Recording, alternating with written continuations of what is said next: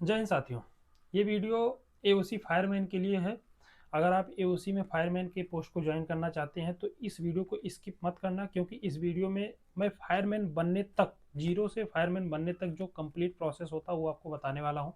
जिसमें age limit हो गया, आपका ऑनलाइन आवेदन हो गया, आपका सिलेक्शन प्रोसेस हो गया, यहाँ पे सैलरी कितनी मिलती है इन हैंड, और आपको काम क्या करना पड़ता है, आपको छुट्टियां कितनी मिलती है, ये सारी जानकारी आपको इस वीडियो में मिलने वाली है। तो वीडियो को स्किप बिल्कुल मत करना। तो चलिए वीडियो को शुरू करते हैं। सबसे पहले हम बात करते हैं ऑनलाइन आवेदन से। तो यहाँ पे जैसा कि आपको पता ही है कि एओसी की तरफ से यहाँ पे ऑनलाइन आवेदन लिया जाता है, और यहाँ पे आपसे आवेदन का कोई भी शुल्क चार्ज नहीं किया जाता है, यानी ये बिल्कुल फ्री आवेदन होता है। यहाँ पे किसी प्रकार का आपको एक भी पैसा चार्ज नहीं किया जाए। आवेदन करने के बाद आपको पिछली वैकेंसी के बेस पे अगर बताएं तो पिछली भर्ती में एक वैकेंसी पे 75 लड़कों को शॉर्ट लिस्ट किया था। तो यहाँ पे अगर 500-600 वैकेंसी आती है तो उसका 75 गुना लड़कों को फिजिकल के लिए यहाँ पे आपको शॉर्ट लिस्ट किया जाएगा। और वो शॉर्ट लिस्टिंग का जो प्रोसेस होता है वो आपका हाई स्कूल का जो मेरिट होता है उसके बेस पे किया जाता है। तो इसमें जो हाईएस्ट मेरिट वाले लोग होते हैं उन्हीं को शॉर्ट लिस्ट किया जाता है। तो उस बेस पे यहाँ पे अलग अलग, अब यहाँ पे कैटेगरी जो रिजर्वेशन का प्रोसेस है उसको भी फॉलो किया जाएगा। तो कैटेगरी के हिसाब से यहाँ पे आपको क्या क्या किया जाएगा, शॉर्ट लिस्ट किया जाएगा। जहाँ पे जनरल कैटेगरी का जो मेरिट होता है वो ज़्यादा होता है, उससे कम ईडब्ल्यूएस का, उससे कम ओबीसी का, और सबसे कम एससी एसटी का यहाँ पे कैटेगरी होता है। तो नॉर्मली अगर हम बात करें कि कितने प्रतिशत पर जनरल वालों का होगा, तो पिछली वैकेंसी में भर्ती बहुत कम थी, जिसकी वजह से लगभग 90 से ऊपर वालों का ही शॉर्टलिस्ट किया गया था। लेकिन इस बार वैकेंसी ज़्यादा है तो इस बार क्या होगा, आपका परसेंटेज थोड़ा मेरिट में क्या होगा, डाउन आएगा। यानी अगर आप 80 से ऊपर हैं तो आप श्योर मान के चलिए कि आपका 90% चांस है कि आपको यहाँ पे शॉर्टलिस्ट किया जाएगा जनरल कैटेगरी वालों के लिए। ओबीसी का भी लगभग आप 80 पकड़ के चलो, 80-85, जनरल का मान लो 85, तो ओबीसी का मान लो क्या करो 80 मान लो, और ईडब्ल्यूएस का भी 80 मान लो, 80 मान लो। एससी एसटी का ये क्या हो जाएगा, थोड़ा सा कम हो जाएगा, आपका 75 या 70% पे भी इनको शॉर्टलिस्ट किया जा सकता है। ये तो कितने लोग अप्लाई कर रहे हैं और उनकी मेरिट क्या इस बेस पर निर्भर करती है। और आप सभी जानते हो कि इस समय मेरिट लोगों की ज़्यादा ही होती है, इसलिए मेरिट का कट ऑफ ज़्यादा रहने की ही संभावना है। 70 से नीचे तो बिल्कुल चांस किसी का भी नहीं है कि यहाँ पे शॉर्टलिस्ट किया जाएगा। तो ये हो गया शॉर्टलिस्ट। इसके बाद सिलेक्शन प्रोसेस। तो शॉर्टलिस्ट होने के बाद आपको फिजिकल के लिए यहाँ पे एडमिट कार्ड जारी किया जाएगा। तो फिजिकल में आपसे कुछ टेस्ट लिए जाते हैं, जिसमें सबसे पहले आपका रनिंग होता है।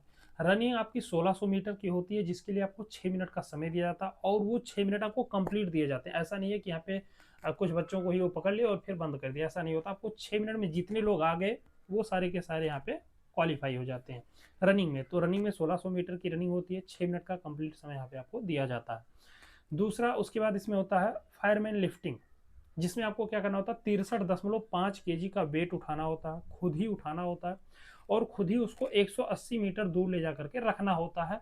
उसके लिए आपको 96 सेकंड का यहाँ पे टाइम दिया जाता है, और उस 96 सेकंड में आपको खुद उसको उठाना है और खुद ही लेकर के जाके रखना है। तो इसकी आपको थोड़ी प्रैक्टिस करनी पड़ेगी, क्योंकि 63.5 केजी उठाना थोड़ा सा मुश्किल होता है, उठ जाता है, लेकिन थोड़ा उसकी प्रैक्टिस हो जाएगी तो आपके लिए अच्छा होगा।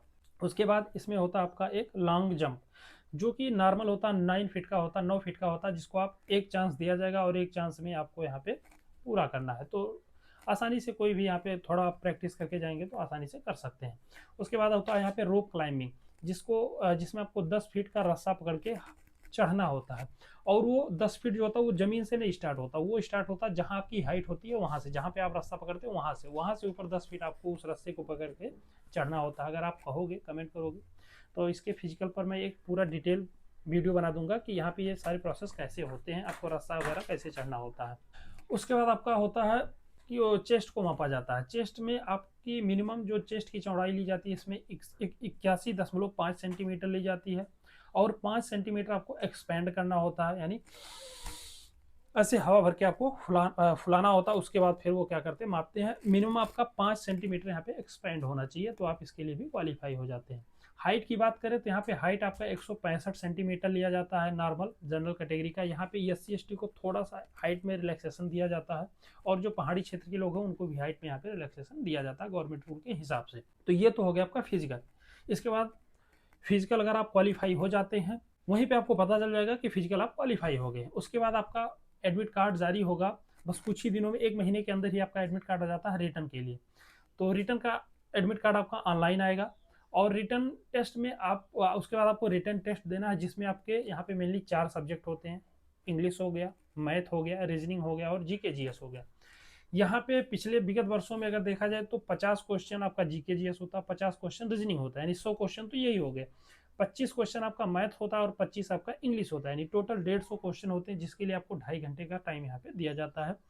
और पेपर का लेवल अगर बात करें तो पेपर का लेवल बहुत ज़्यादा हार्ड नहीं होता है, ना ही बहुत ज़्यादा नॉर्मल ही होता है। एक मॉडरेट लेवल का आप बोल सकते हो कि बहुत ज़्यादा हार्ड भी नहीं होगा और बहुत ज़्यादा ऐसा भी नहीं कि एकदम से आसान पेपर आ जाए।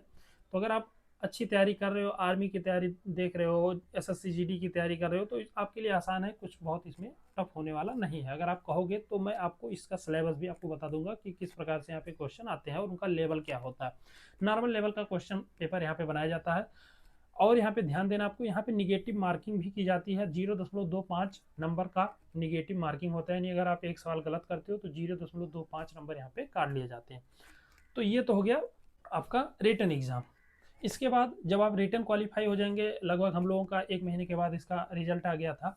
तो रिजल्ट में आपको एक पीडीएफ लिस्ट जारी की जाएगी, उसमें आपको अंक वगैरह नहीं बताया जाता कि कितने नंबर आपको मिले हैं। वो आपका एक पीडीएफ आएगा, उसमें आपका नाम आएगा, उसमें आपका रोल नंबर आएगा, नाम भी नहीं होता। तो उसको आपको चेक करना है। अगर आपका उसमें नाम आ गया तो आप अपना सिलेक्शन पक्का समझिए, क्योंकि उसमें उन्हीं लोगों का नाम आता है जिनका सिलेक्शन हो जाता है। यानी यहाँ पे एक्स्ट्रा लोगों को नहीं बुलाया जाएगा, यानी फाइनल मेरिट आपकी यही हो जाती है। यहाँ पे और लोगों को एक्स्ट्रा नहीं बुलाया जाता। फिर उसके बाद आपको उसमें क्या होगा, जो लिस्ट आएगी उसके बाद आपका एक लेटर आएगा ईमेल पे। उस लेटर से आपको क्या करना है, अपने उसमें आपको यूनिट दिया जाएगा, उस यूनिट में जाकर के अपना डॉक्यूमेंट वेरिफिकेशन कराना है। और डॉक्यूमेंट वेरिफिकेशन के समय आप जब यूनिट में जाएंगे तो वहाँ पे आपको एक प्रोफार्मा दिया जाएगा मेडिकल का।